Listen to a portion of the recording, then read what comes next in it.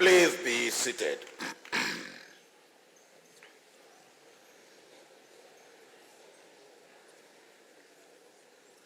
Your Majesty,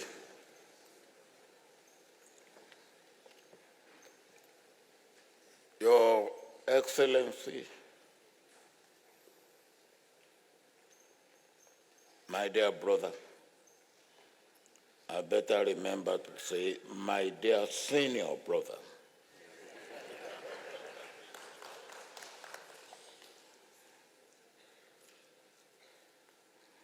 members of the Buthelezi family and clan, since we have had the opportunity of acknowledging the dignitaries here, I will crave your indulgence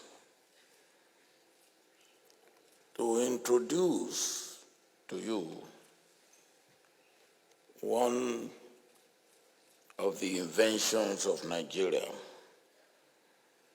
which is, on occasions like this, after we have gone over a long list of people to be acknowledged, then we end up by saying all protocols observed.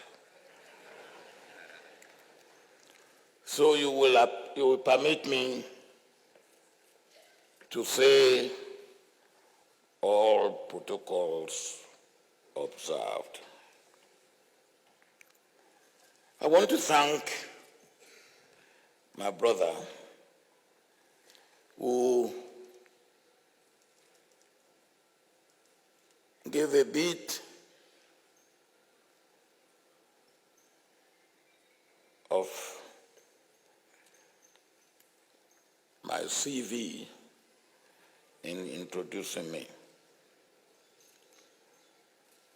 except to make him realize that when I was in politics in Nigeria, when I go to occasions like this, and the people who want to introduce me are members of the opposition,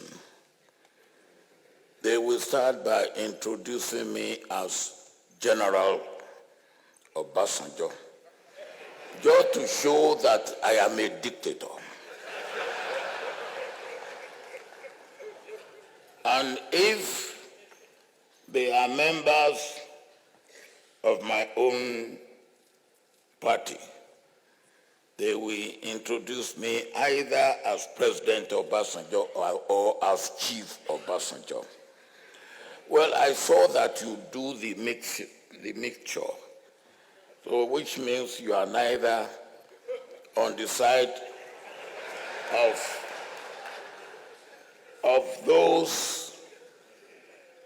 who are members of my party or on the side of the opposition, because you refer to me as president and then you refer to me as general. So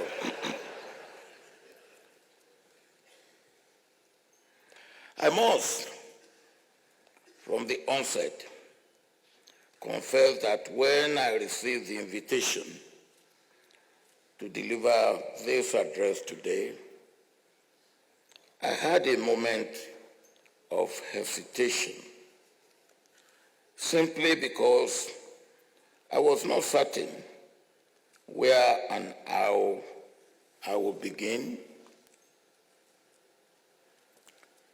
My hesitation turned to trepidation when I carefully reread the invitation letter, which entrusts me with the responsibility of speaking to, and I quote, the key aspects of Prince Buthelezi's legacy, which are pertinent to the present global debate.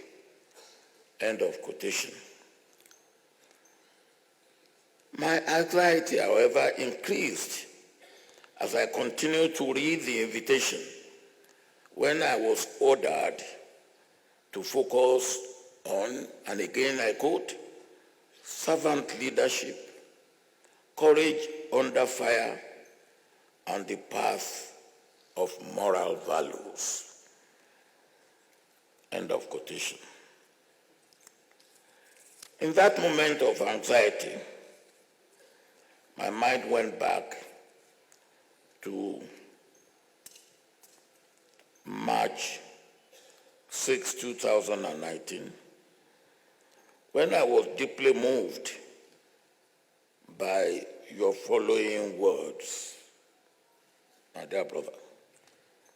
And I quote, I find it difficult to describe what I am feeling as I stand here this morning. There's a sense of tremendous joy knowing that we have the privilege of celebrating the 82nd birthday of His Excellency Dr. Obasanjo with this great man himself. I feel deep satisfaction in having the opportunity to be in Nigeria, knowing the ties of this country to my own South Africa. Those are your words. Now, my dear senior brother, my prince, where you express those kind words on the occasion of my birthday, when you were my guest of honor, little did I know that I will find myself in the same situation as you did then. So, I will return the favor by repeating once again your words to me on that occasion. I find it difficult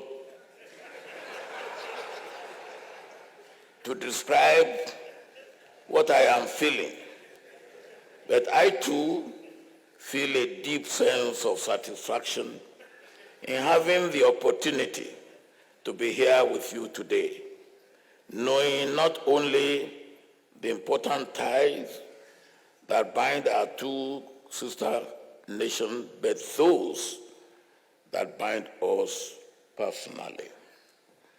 In other words, if I may try to be like General Idi Amin, I have come to retaliate.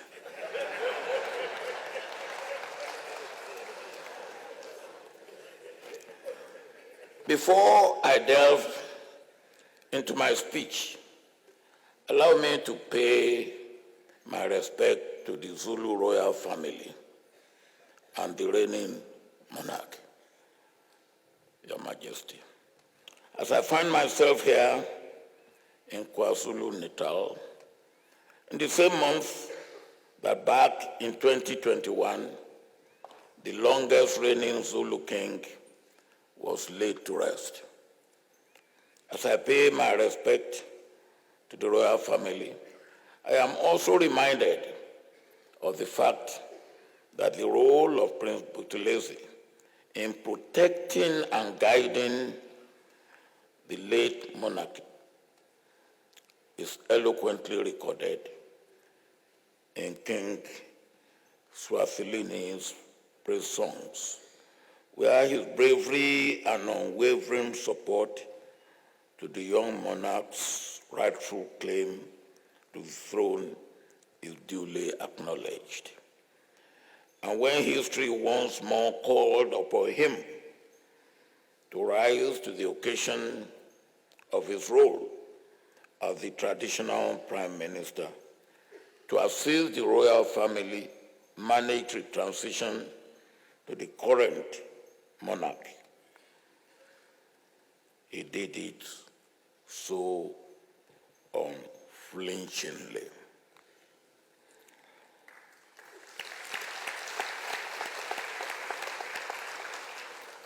Honored guests, it is thanks to the Prince for living such a long and illustrious life that when looking for aspects of his life to highlight, one is spoiled for choice. He has not only lived through very turbulent times in South Africa, but he has been an influential figure, and an influential figure indeed. I could stand here and talk for hours. Don't get worried, I'm not going to. I'm not going to do that. Now, having overcome my hesitation and in finding a starting point, I was reminded of the South African and indeed the African philosophy of Ubuntu. I am because you are. It is true that we become the people we are through the reality of the environment into which we were born. And so it is there that I shall start. In April 1906, Mr. Pixley Kaseme gave his moving speech calling for the regeneration of Africa. In that speech, he said, and I quote, "From the four corners of the earth, Africa's sons, who have been proved through fire and sword, are marching to the future golden door, bearing the records of deeds of valor done." End of quotation. I draw upon these words from Mr. Seme for two reasons. This great son of Africa was Chief Buthelezi's uncle, Prince Buthelezi's uncle. And they speak to Prince Buthelezi's life in a prophetic way. Prince Buthelezi is a son of Africa who has been proved through fire and sword and was part of the generation of leaders that marched to the golden door and ushered in a better future for South Africa and indeed for Africa. Allow me to put these words in their historical context.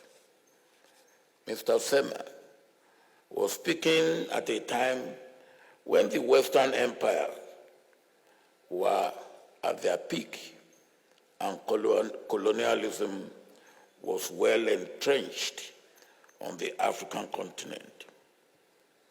Despite the subjugation of the peoples of Africa, their spirit was not crushed.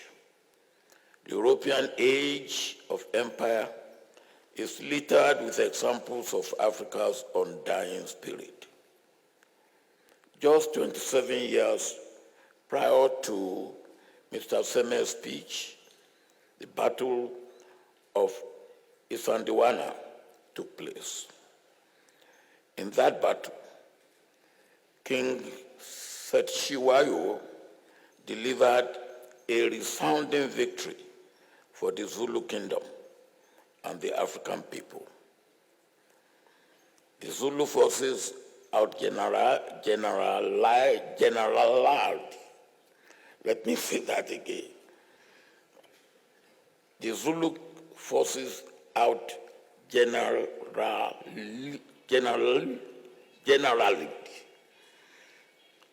and out-soldiered the British Army camped at the foot of the Insandiwana mountain. The impi cried Usuthu and urged forward in what was a battle for their most prized possession, the land of their forefathers. They delivered to the British one of the worst defeats in the history of their colonial expansion. I bring up this battle not only because it was a great victory for the Zulu people, but because the events of that day will foreshadow the century to come, with the spirit of the Zulu warriors being called on time and again. After the defeat of British Empire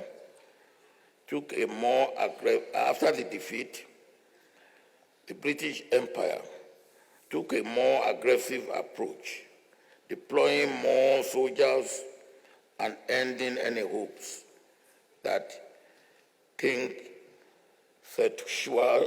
Cetshwayo had of a negotiated peace. In the year that followed, the apartheid government will face this same fighting spirit and choosing to meet this spirit for freedom with bullets and violence, and for decades refused to pursue a negotiated settlement. At the time of this British invasion, Prince Buthelezi's grandfather, Nyamano Buthelezi, was Prime Minister to King Cetshwayo, a role his father, Mathole, also provided to the Zulu royal family. It is through his mother, the daughter of King Dinusulu, Princess Magogo Kadisulu, that Chief Buthelezi called Pixeli Kasema his uncle. Through his mother, he has the spirit of the Zulu monarchy that fiercely fought British colonialism. And through his father, he has the spirit of selfless service to a cause of justice and human dignity. In addition, the spirit of a revolutionary can also be found in Prince Buthelezi. In 1912, his uncle, Pixeli Kaseme, became one of the founding fathers of the South African Native National Congress, SANNC, that gigantic fighter for freedom that will later become known as the African National Congress, ANC. His grandfather, King Dinusulu, was bestowed the greatest honor of being crowned the honorary president of the ANC. Distinguished guests, in the context of war and conflict, the first casualty is truth. These strong ties that Prince Buthelezi's family had with the ANC was a fact that will be forgotten in the 1980s and 1990s, especially by those who wished to drive a divisive narrative among the ranks of the oppressed people of South Africa. I bring up these family relations because these were the people who surrounded a young Prince Buthelezi in his formative years, and who undoubtedly strengthened and shaped the man we have today. While it was an accident of birth that Prince Buthelezi found himself born into a family and community that was this illustrious, it also means that it was only natural that he would be counted among those who played a leading role in the struggle for the restoration of dignity for the people of Africa. I think we can all agree that Prince Buthelezi did not disappoint his forebears or their spirit of refusing to succumb to subjugation, and that he truly embodied their spirit throughout the various stages of his political life. It was at the University of Fort Hare, one of the bastions of African leadership, that Prince Buthelezi began to make his mark in history. Together with his comrades in the ANC Youth League, they were not disheartened by the 1948 electoral victory of the National Party and the implementation of the system of apartheid. If anything, they saw this as the most opportune time to agitate, mobilize, and organize under the clarion call of freedom in our lifetime. He rubbed shoulders with some of the giants from our continent, such as Dr. Z.K. Matthews, Mr. Robert Sobukwe, and former President Robert Mugabe. Meeting and interacting with such leaders could only have a positive impact on an individual, and must have provided a better education than one will receive in the halls of any university anywhere in the world. Unfortunately, due to his political activism, Prince Buthelezi was not able to complete his studies at Fort Hare. Through this action, Prince Buthelezi showed his commitment for putting the good of the people ahead of his own needs and a strong desire to right the wrongs of an oppressive system, despite it costing him his place at university. Even at a young age, Prince Buthelezi displayed a bravery that many people spend their whole lives searching for. Indeed, it can only be an act of bravery and uncommon commitment to jeopardize one's future to take such a strong moral stand. And in that act of bravery, Prince Buthelezi inspired others to follow in his footsteps. Prince Buthelezi's life was to be filled with moments of bravery.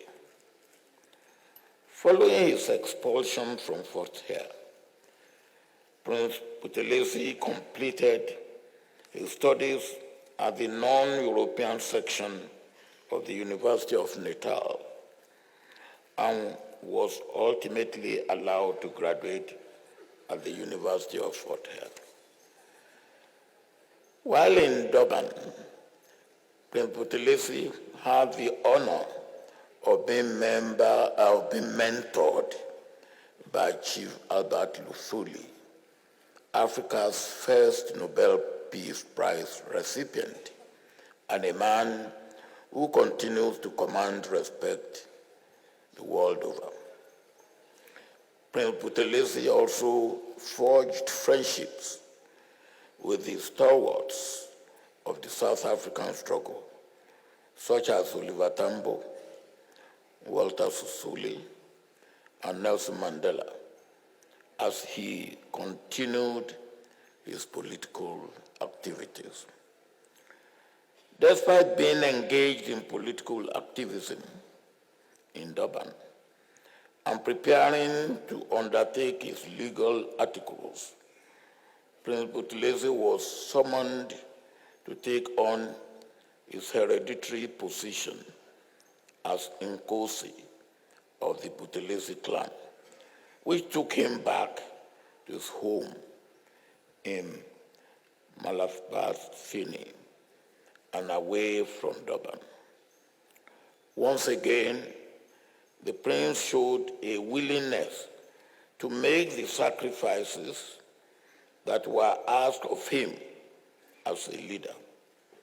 The role and Nkosi ties one to the prosperity of the people who fall under the authority of that Nkosi.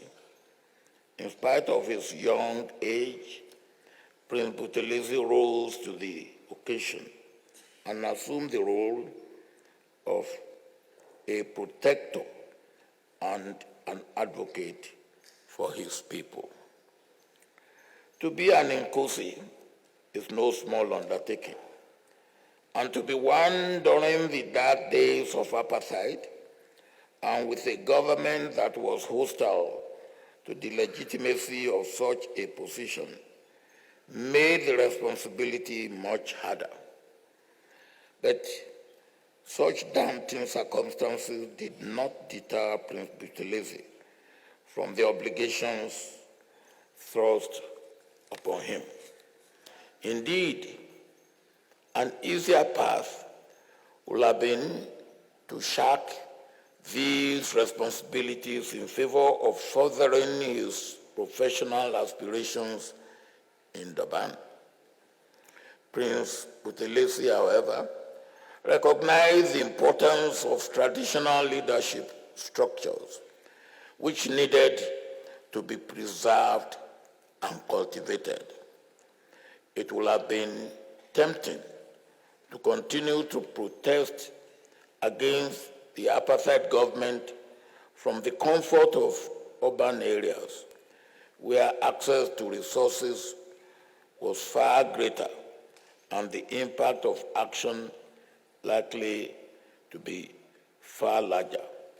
But if one was not prepared to preserve traditional mechanisms of leadership and use them as instruments of political transformation, then a centuries-long fight against colonialism and Western imperialism would have been in vain.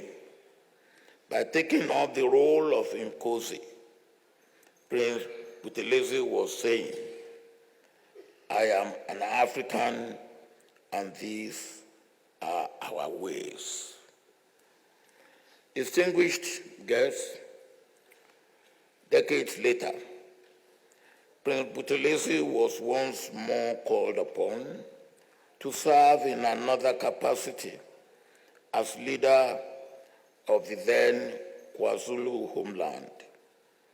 Prince Buthelezi was elected by the Amakosi to lead what was, in essence, an attempt by the apartheid government to further drive a wedge within the oppressed peoples of South Africa and absolve itself of any obligation to care for the welfare of the majority of the population. Debates raged at the time about how best to handle apartheid's homeland system. Most of those who took up leadership positions in the homeland structure were branded as puppets of the apartheid regime, anti-revolutionaries, and enemies of progress. Accusations, I am sure, Prince Buthelezi had more than once.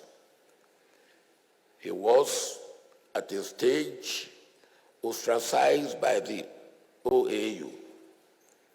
He was buffeted left, right, and center by the apartheid regime, the ANC, and the OAU.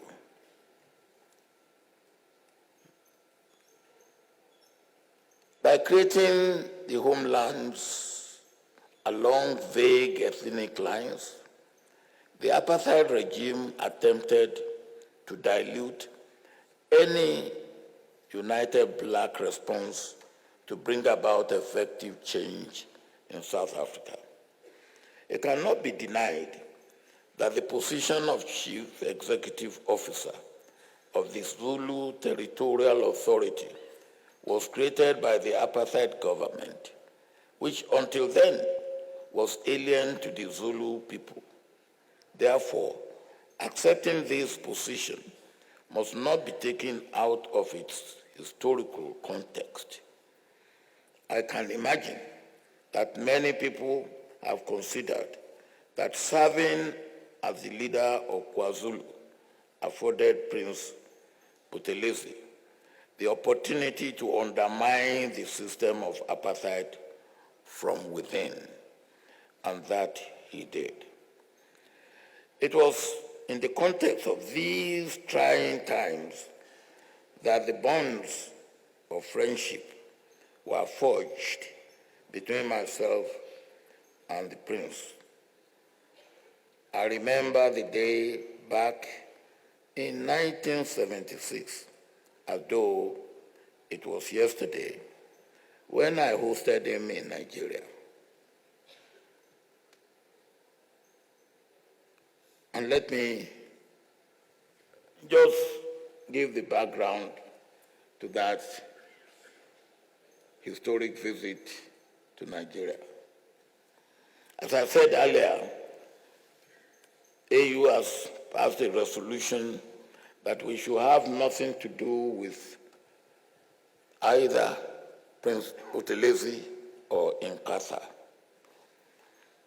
As a responsible member of OAU, I had to, and as leader of Nigeria, we have to obey the resolution of AU. But at the same time, I wanted to have Prince Buthelezi in Nigeria. I couldn't directly and personally invite him, so I got to the Nigerian Institute of International Affairs, which is a semi-autonomous government organization, to invite him to come and give a lecture.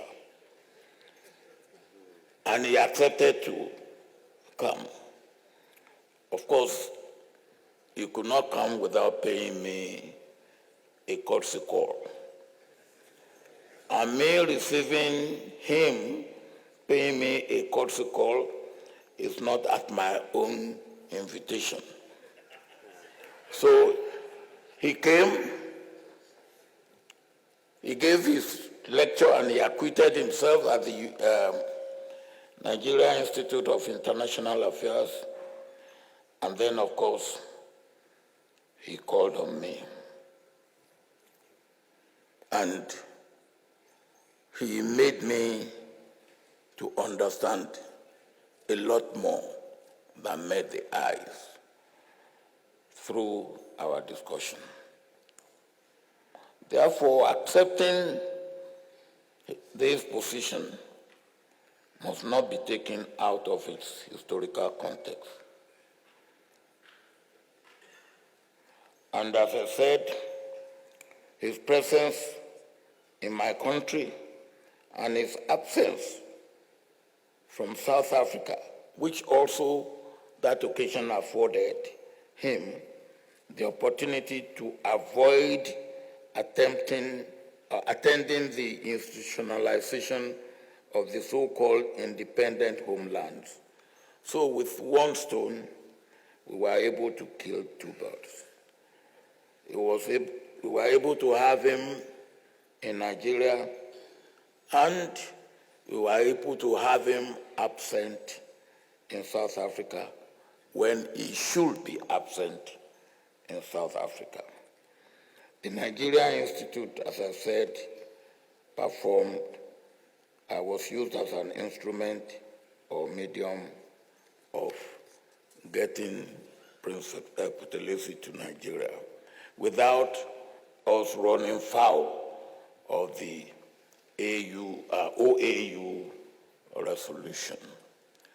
Another thing that is important was his willingness to honor our invitation with the full knowledge at the time that Nigeria was host to the ANC with former President Thabo Mbeki as its chief representative in Nigeria only attests to how he understood his place in history and how he regarded his relations with the broader liberation movement.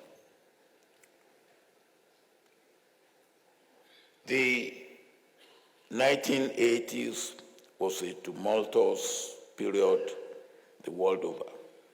There was the Chernobyl disaster, famine in Ethiopia, war in Sudan and Uganda, the fall of the Berlin Wall, and the collapse of the Soviet bloc. While all of this was happening at the bottom of South Africa, the apartheid government desperately clung to power as resistance in South Africa reached a crescendo. The Ciskei became the fourth Bantustan to declare independence from South Africa, and those who operated in the homeland system faced increased criticism. The ANC General Secretary, Alfred Nso, criticized those who worked in the Bantustan system as having betrayed the sacred interest of the people. Despite having the opportunity to declare KwaZulu as an independent state, Prince Buthelezi refused to do so, thus demonstrating his commitment to the struggle, not only in KwaZulu, but for the whole of South Africa, recognizing that freedom in KwaZulu could only be achieved with freedom in South Africa as a whole.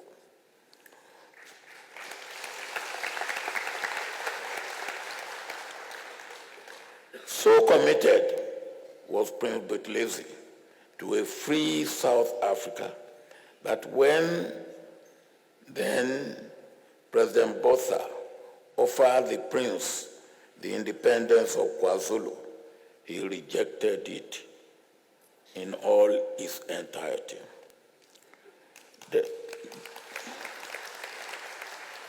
Despite the pressure of living and being a leader during the apartheid era and the growing criticism that the ANC, a partner in the struggle for the dignity of Africa, was leveling at Prince Buthelezi, he had the bravery and the strength of character to continue down the path of freedom and had the foresight to know that KwaZulu independence would be judged poorly by posterity.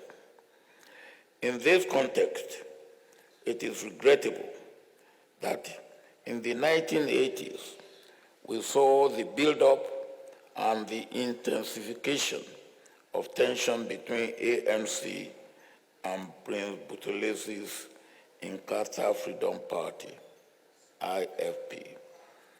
This reality was lamentable for a number of reasons. First and foremost, because both Inkatha and ANC were in pursuit of similar strategic political outcomes, albeit with different tactical approaches.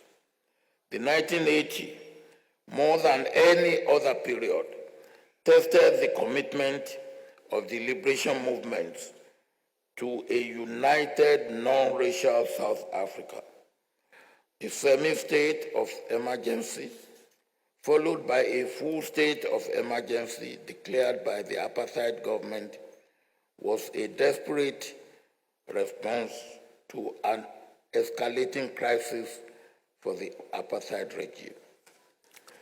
The violence in South Africa escalated during the decade, and the need for strong leadership grew with every bullet that was fired.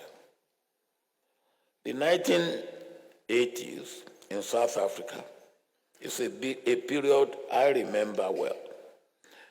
I do not know if you recall, but I visited South Africa in 1986 as a member of the Commonwealth Eminent Persons Group.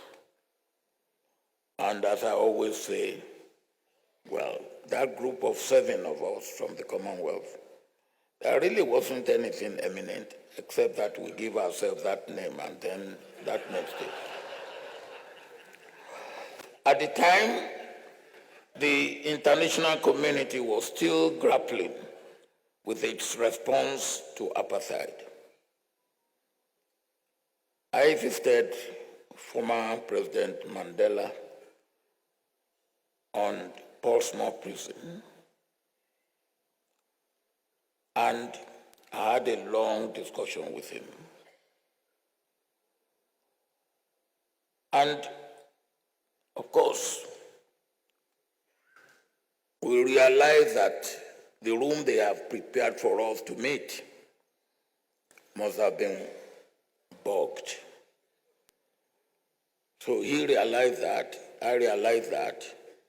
He came to meet me because I was in the room before him, dressed with the ANC belt on a t-shirt. And we were able to communicate, knowing that he would be sending a message, not through me, but through the machine that they have used to bug the place. And our discussion went on, and he said, well, if I'm released, I should not continue to be a problem. I should be part of solution. Then I said to him, my dear brother, when you leave prison, not if, it is when you leave prison, your problem will not be resolution of racial differences, but also resolution of ethnic differences as well. And Nelson Mandela got me perfectly and said, oh, you are referring to Comrade Buthelezi.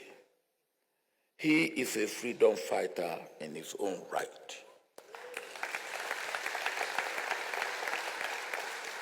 He didn't stop there. He said the means are different, but the objectives are the same. Then I asked, can I give this message to him? He said, please do. And when I came out of the place, I came to my brother. I said, I got a message for you from your brother in prison. He said, what is the message? I told him. He said, did he really say that? I said, he said it. Not only did he say it, he even said, I should mention it to you. I should say it to you. What I'm trying to say here, despite the narrative surrounding Prince Buthelezi at the time, Nelson Mandela knew who Prince Buthelezi was and knew that at his core, when one looks at Prince Buthelezi, one sees a committed fighter for greater freedom in South Africa.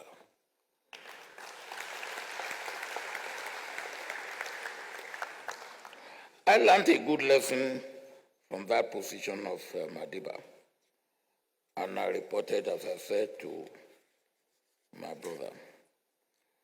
During the period that IFP and ANC had their issues, Mandela never questioned the genuineness and the authenticity of Buthelezi as a committed freedom fighter.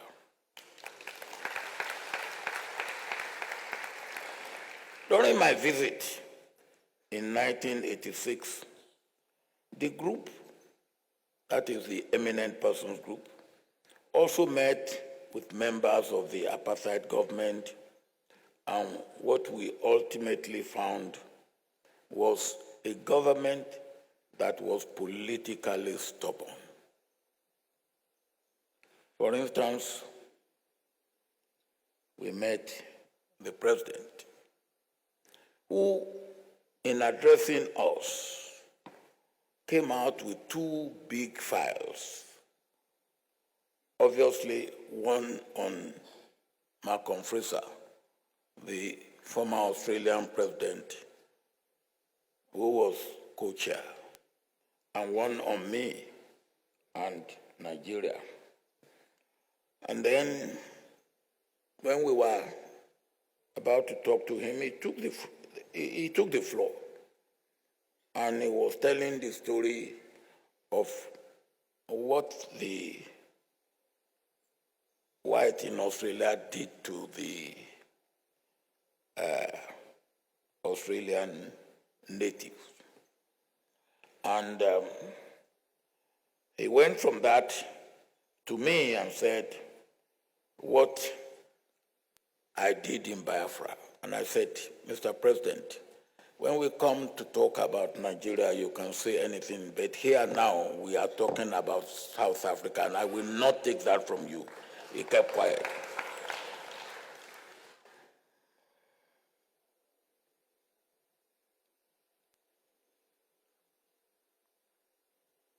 Where else? Prince Buthelezi continued to hold a principled stance of refusing to enter any negotiation with the government until Mandela and other political prisoners were released from jail. He recognized how paramount African unity was to the negotiation. He had the wisdom to see that unless Mandela and the ANC were free and able to participate in the negotiation, that process will not be sustainable. If the 1980s were a complicated time, the 1990s were, I will prove, to be just as challenging. The negotiations were not easy, and violence persisted. What we saw, among other things, was not only the intensification of attempts to end apartheid through negotiation, but a contestation of ideas for the future of South Africa and fighting for supremacy in a new order.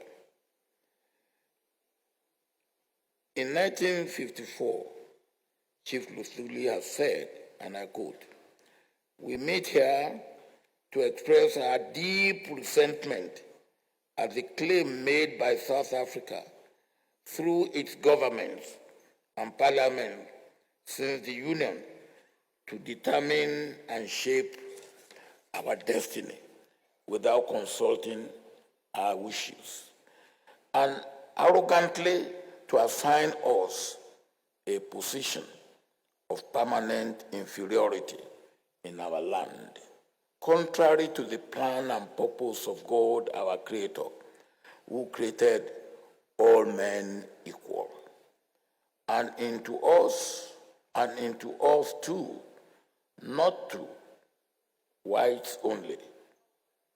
He breathed the divine spirit of human dignity. And so, we have every human and moral right to resist laws and policies which create a climate inimical to the full development of our personalities as individuals and as our development as a people. End of quote.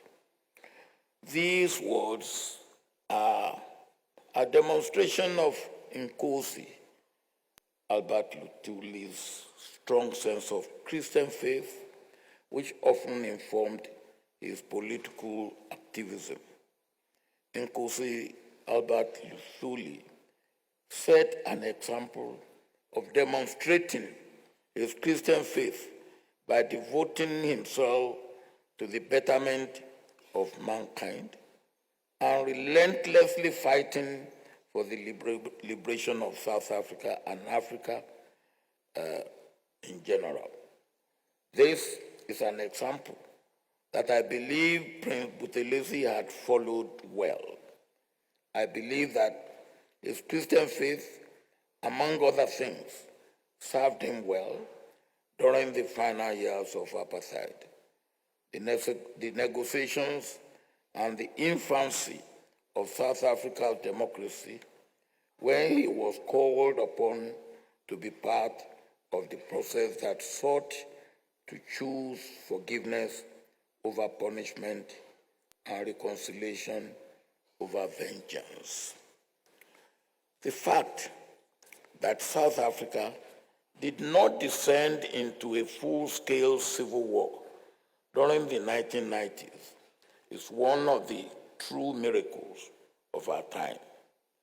Chief Buthelezi must be commended for his resistance to escalating tensions with the ANC.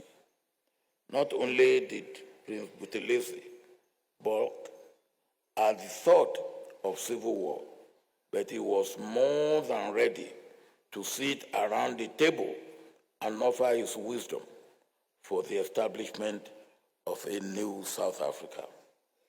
The future that South Africa needed was one of reconciliation of all races and all tribal groups, as without reconciliation, the development of a national will would have been almost impossible, and democratic values would have been hard to establish.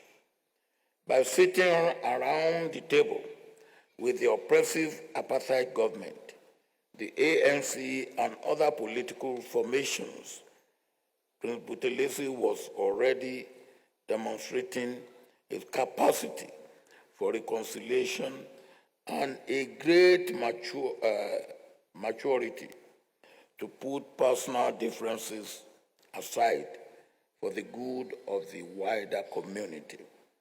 The negotiation called for great leaders, and thankfully there were people such as Prince Buthelezi to answer that call along with some of his colleagues.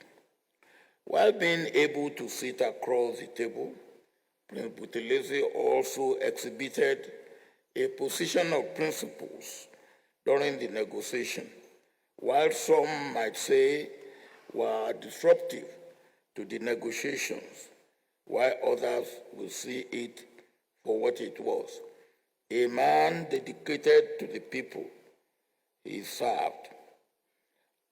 I talk, of course, of the Prince's insistence on Isilo, the Zulu monarchy,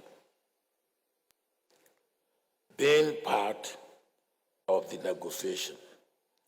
During the negotiation, Prince Buthelezi exhibited a capacity for compromise, but as accepting that South Africa would not be a federal state system in which provinces will hold greater power. However, on the issue of traditional leadership, Prince Buthelezi took a principled stance. Today,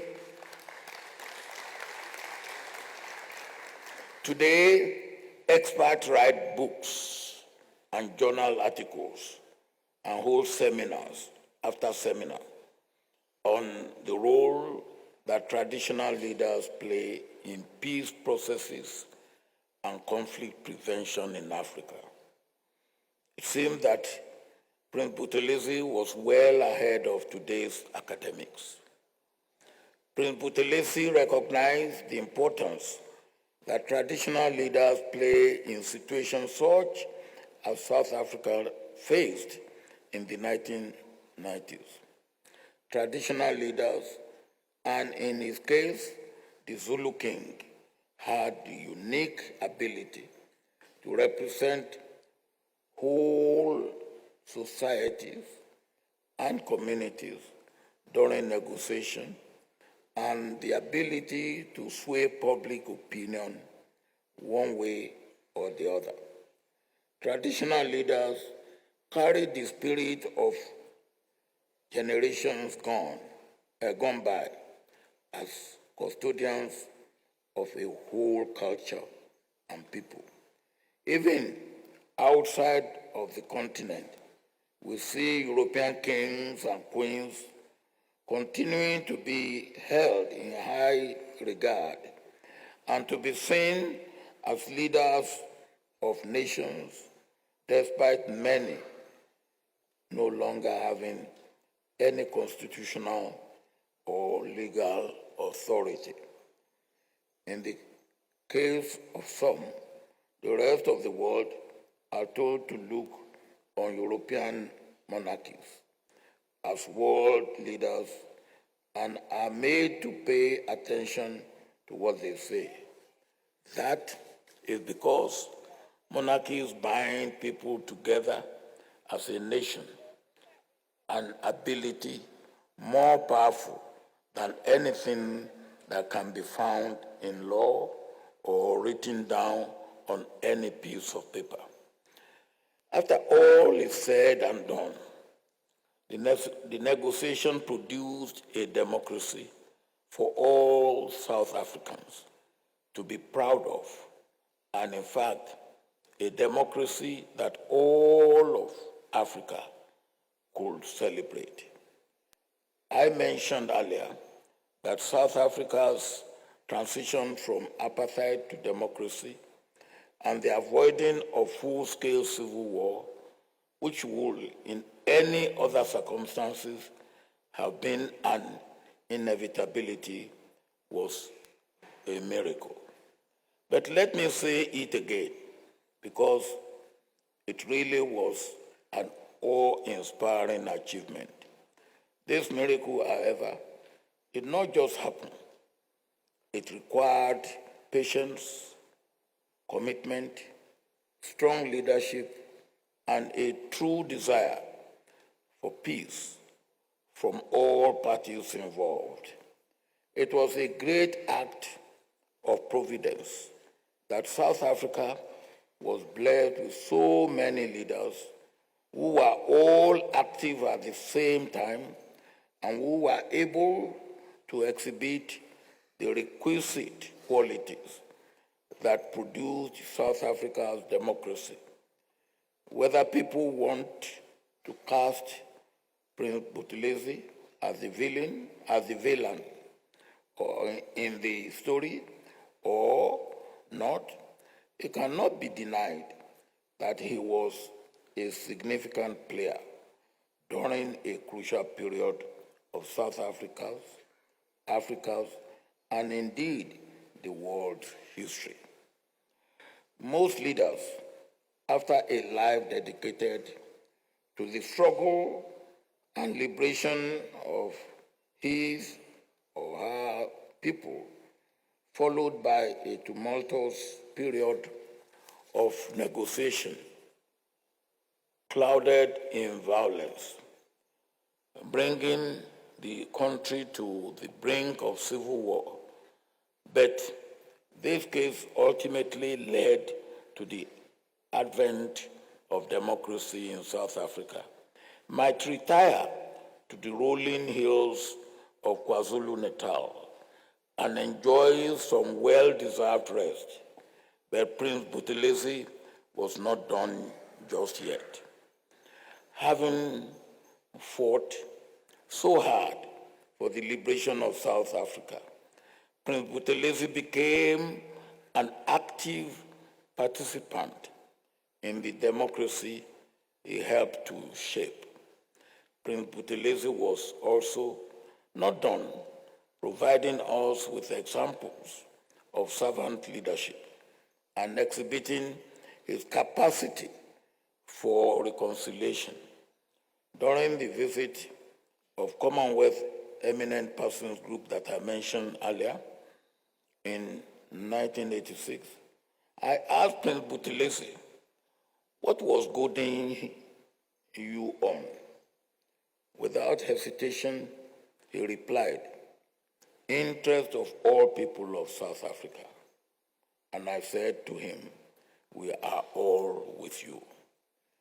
When thinking of reconciliation in South Africa, most people, and rightly so, will talk about the leadership of Archbishop Desmond Tutu and the Truth and Reconciliation Commission.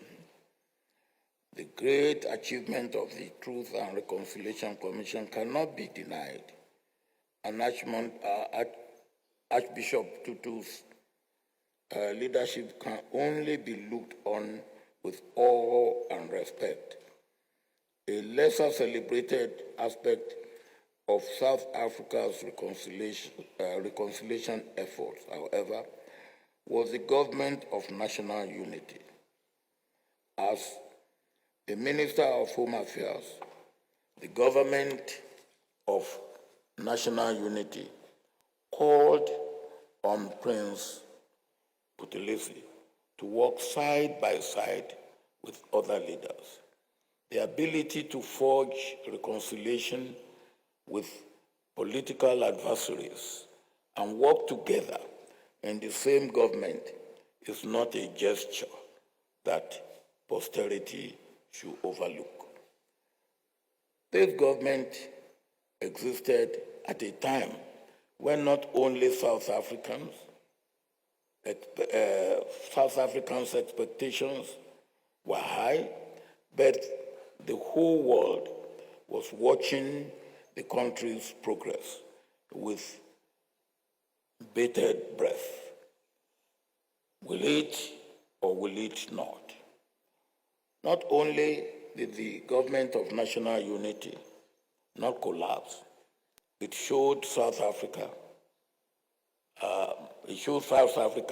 that as a nation, they will work together to build a better future, and that those who were once enemies are capable of working together almost seamlessly for the good of the people.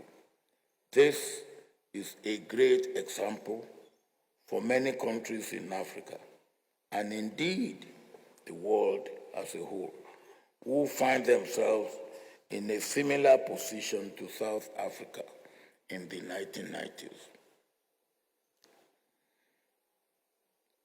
Schengen. I recall vividly the time when you were once more called upon to show great leadership. When I lead an African observation mission for the 2009 election in South Africa, under the auspices of the African Center for the Constructive Resolution of Disputes. You exhibited great statesmanship by leading your party towards accepting the electoral outcome, resulting in a smooth transfer of political power in a province where people had seen much suffering and pain. You accepted defeat gallantly and cooperatively in the best interest of the people. You eschewed violence and disorder. Ladies and gentlemen, while South Africa was able to avoid a civil war, many countries in Africa have not been so lucky, including my own country, Nigeria. What we very often see develop in many cases is a cycle of conflict, and issues remain unresolved, and leaders find it difficult to cooperate with those who yesterday they saw as enemies.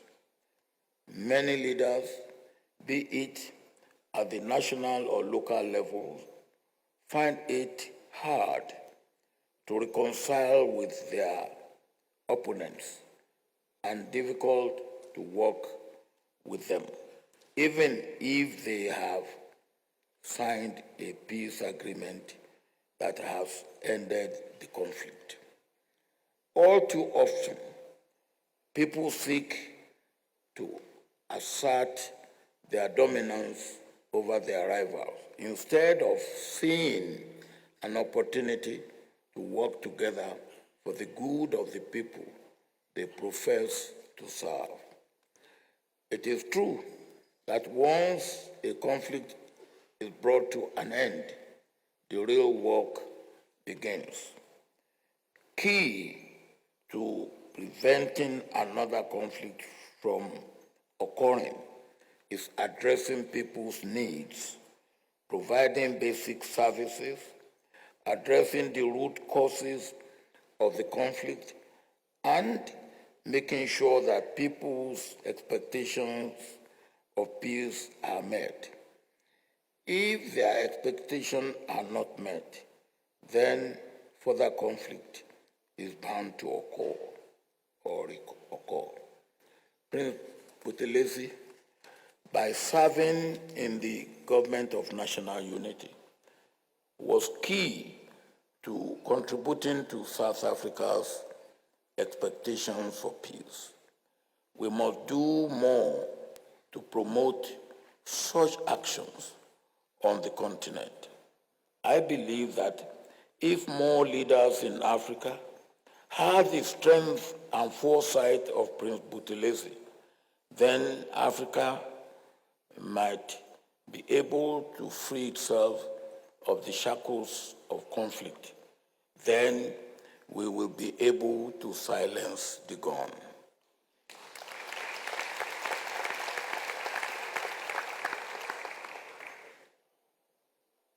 Brothers and sisters, it is only by working with our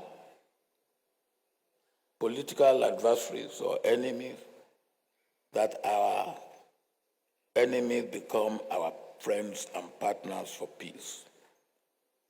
It is only through reconciliation that peace can be sustained. If there is any life that proves the veracity of these two statements, it is the life that Prince Buthelezi had lived.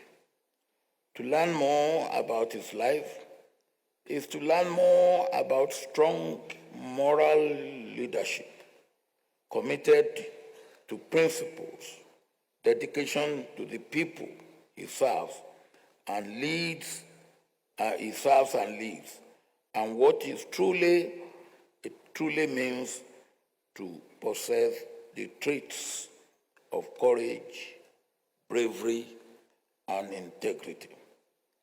Prince Buthelezi had the misfortune of being born during the trying times, but the great fortune to walk among giants and the ability to become one himself. In In this context, the Zulu nation, South Africa, and the African continent as a whole must continue to hold you in high regard.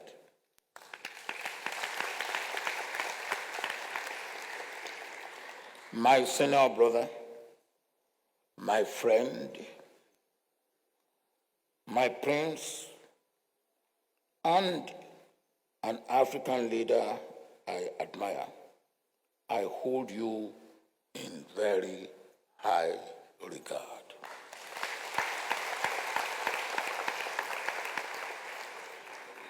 You started your political life as ANC. Actually, ANC, member of ANC Youth League. You struggle separately later, but together, as already I've mentioned in my encounter with Nelson Mandela in Portsmouth prison.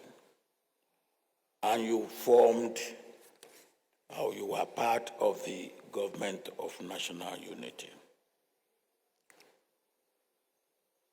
So, what came out is that the objective was achieved, but by different means, as Nelson Mandela put it. Now I hope we will be able to see IFP and ANC togetherness in the not too distant future.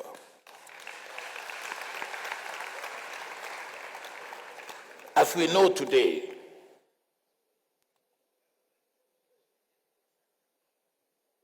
the objective of dealing with apartheid has been achieved. But the objective of welfare and well-being of the people of South Africa has not been achieved.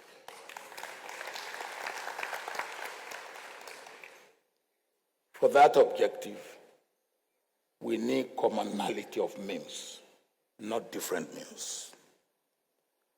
So, I believe that you and your colleagues of old, when you meet beyond the veil, there will be a great reunion. And that reunion will be, hey, welcome, Prince Buthelezi. How did you leave things at home? And you will be able to say to them, I've made things better when you left.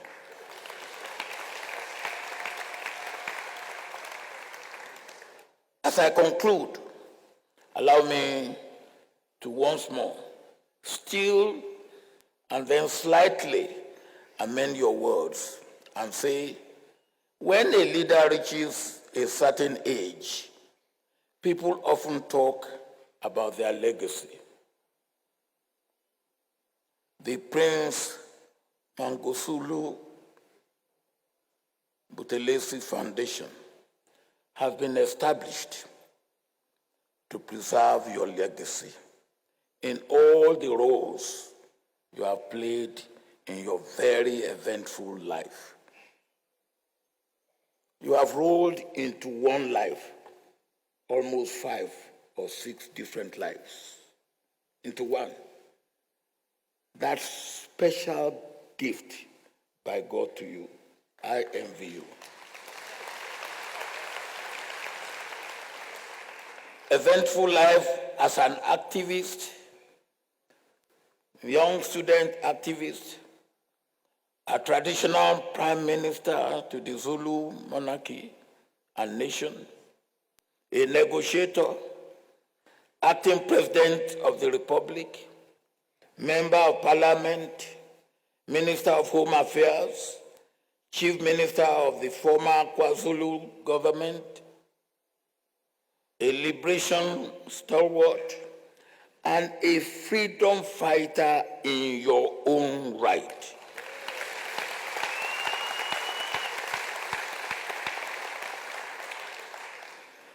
Chancellor of the University of Zululand, a conservationist, and a man who fears God, a transformational African leader, and a true servant of his people.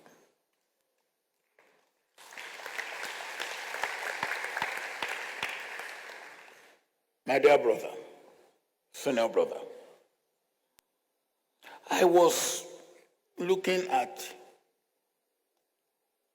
everything that you have achieved, everything that could be credited to you, and I said, well, look, this my brother is beating me in everything.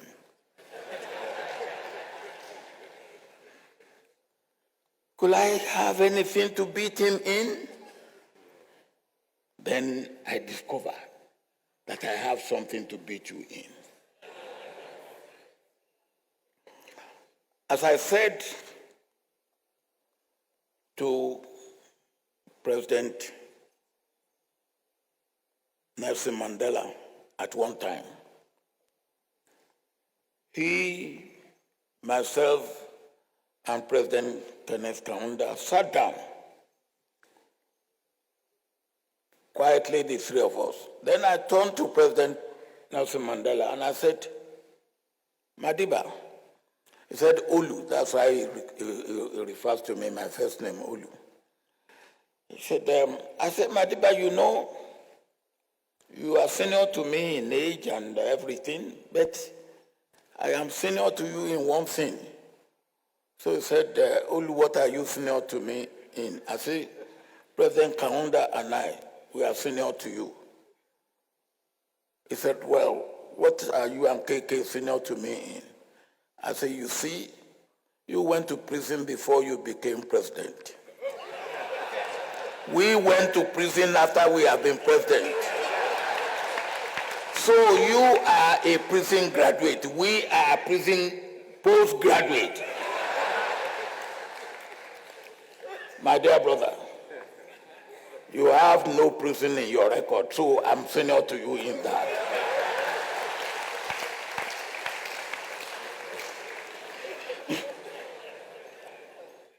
Schengen, your legacy has been cast in gold.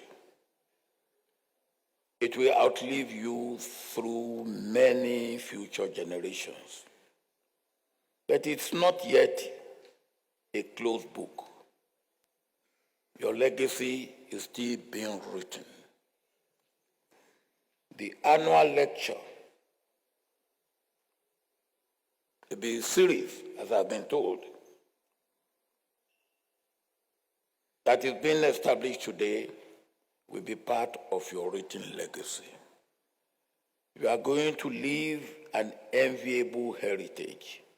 We thank God for the totality of your life. Thank God for your life. Thank you all for listening to me.